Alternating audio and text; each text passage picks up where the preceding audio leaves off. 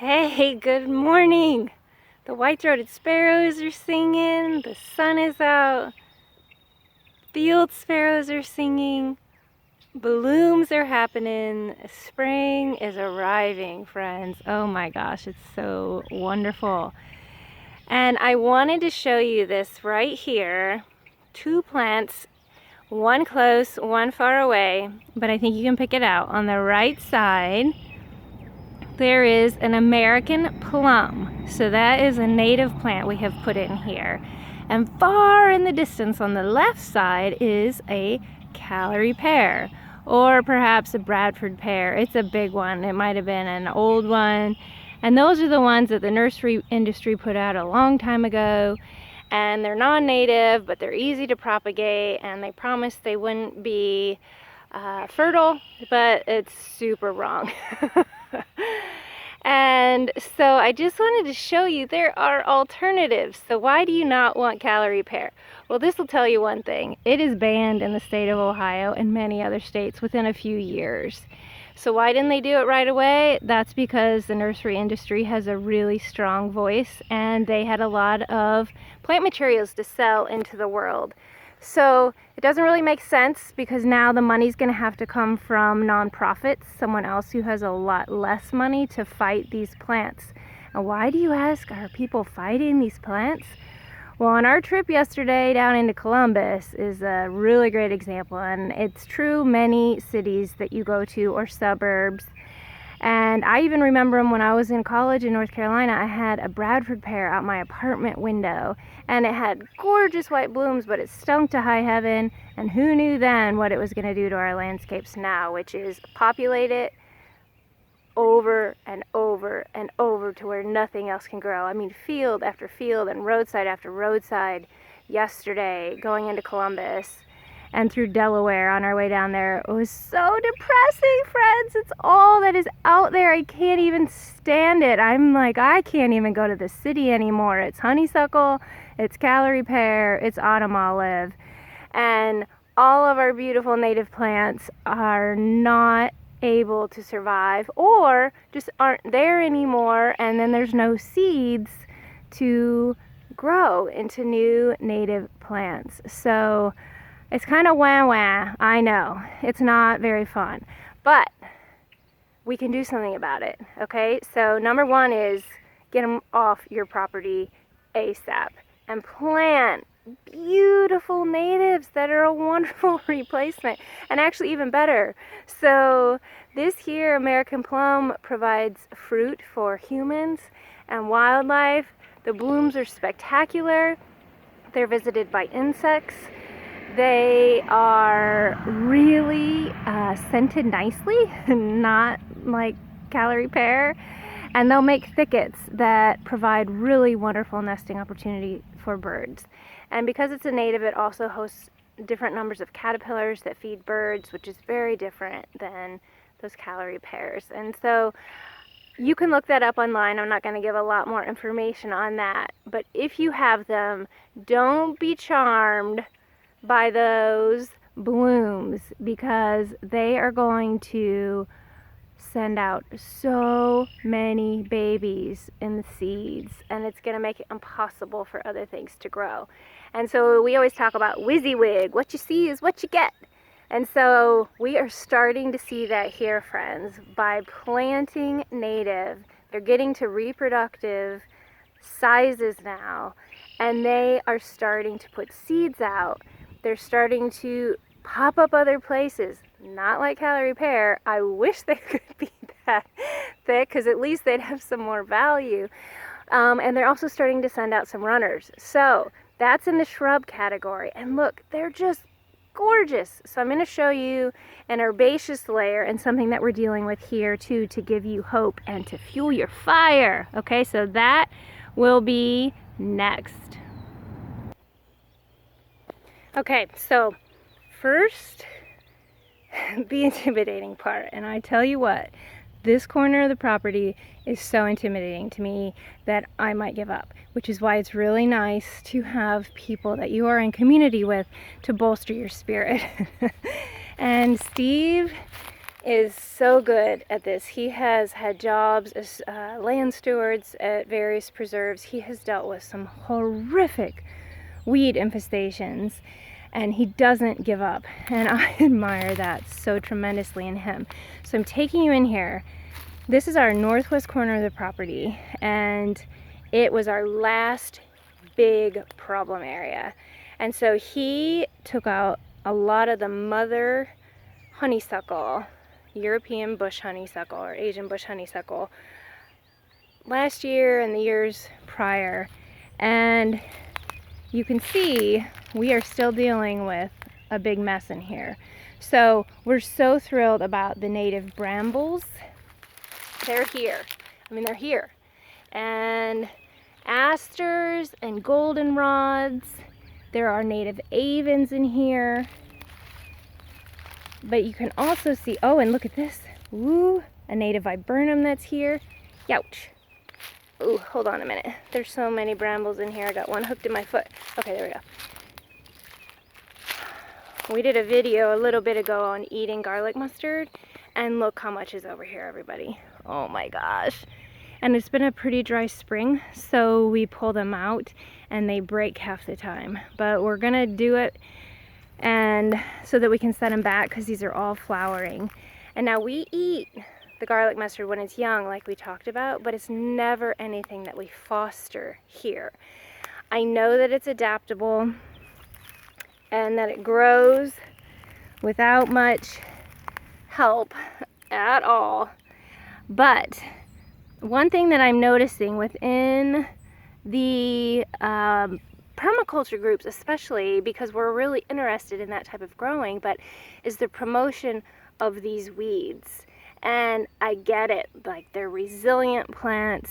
Garlic mustard offers food early. Autumn olive offers food in the form of berries. It's a nitrogen fixer. I understand that, but humans are not the only ones to live in North America, are we? No, there's all kinds of other life forms, and the majority of them, maybe minus one or two species, they can't use those plants. There's nothing for them there. Now, birds will use autumn olive berries, so that is one, but they are not as nutritious for them, and then they spread them everywhere. And so if we plant other things like the native viburnums and spicebush and dogwoods, then we're going to start seeing those types of plants, and those are useful to humans and other life forms. Wow, like ecology is awesome when you start paying attention to the connections between plants and other lives. You see what you plant matters in the biggest way. And so I encourage all of us to open up our worldview, right? So wherever you live, if you're not in the United States, look at the plants that are around you. See which ones are native to your lands so that you can support the other lives that live there. Because without you, they're going to have a hard time, because we humans have a pretty big footprint on the planet right now. So I'm not going to leave us in this negative place. I just wanted to show you this really challenging area, because we've had a few others of these, and I want to show you what's going on in those next.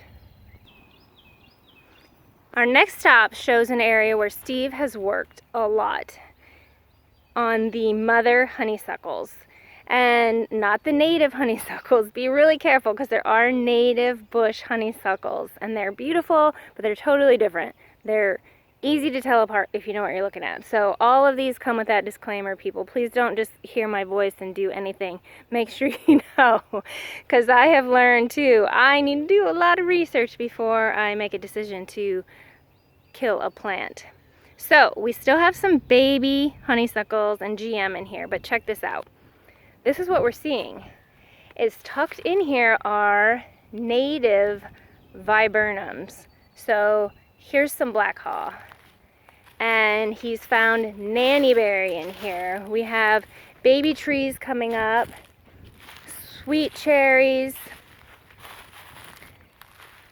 And look, I mean, the effort is real, which is why we all need to be taking care of the lands where we reside, because it's a huge amount of work.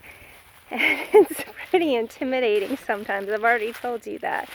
But it is our duty as citizens of this planet to care for this earth and to remediate a bit of what we have done, not just because anybody is evil, but just because we didn't know, and we had plants that were important to us in our homelands, and we're definitely a nation, many of us, of immigrants, and we brought things that were comforting,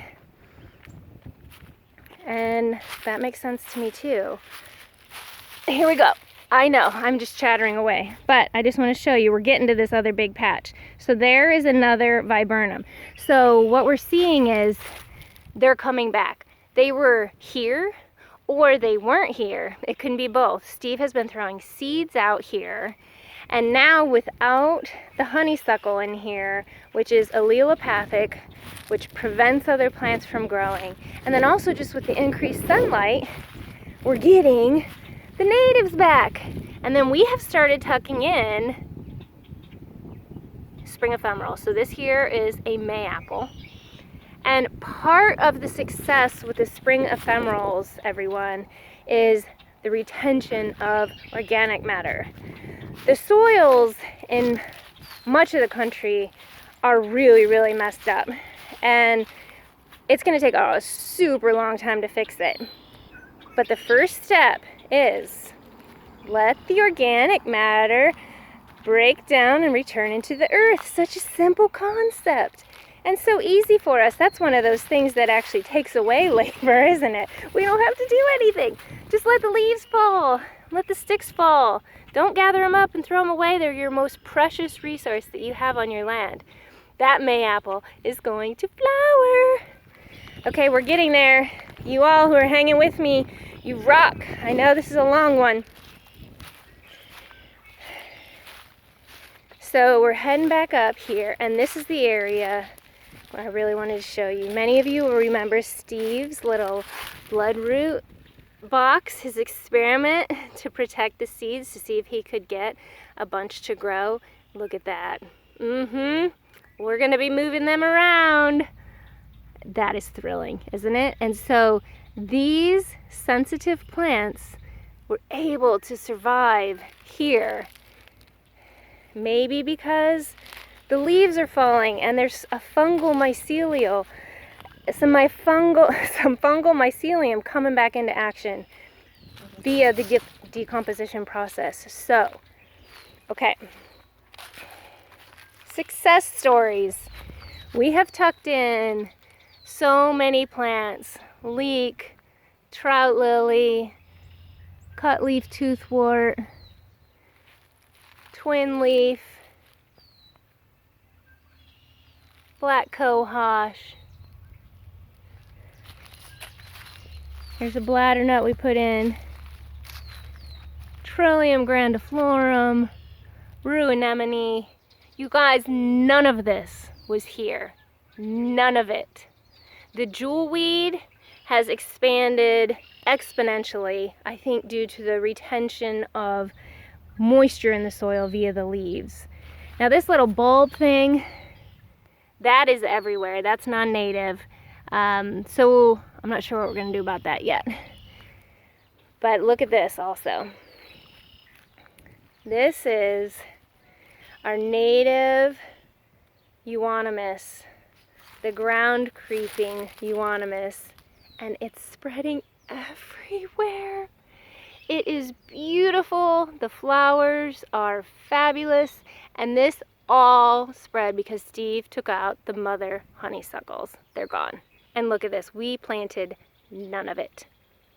There was maybe one plant here, and I really think these plants are like, yes, thank you, thank you, thank you, thank you. And so what'll happen in the long term, friends? Who knows?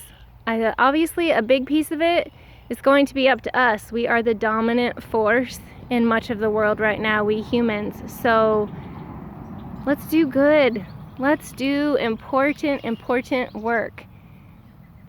And I think part of that important work is reuniting lives together that have been together for so long and that know how to live together respectfully and with abundance and with sharing and with care. So let's do it.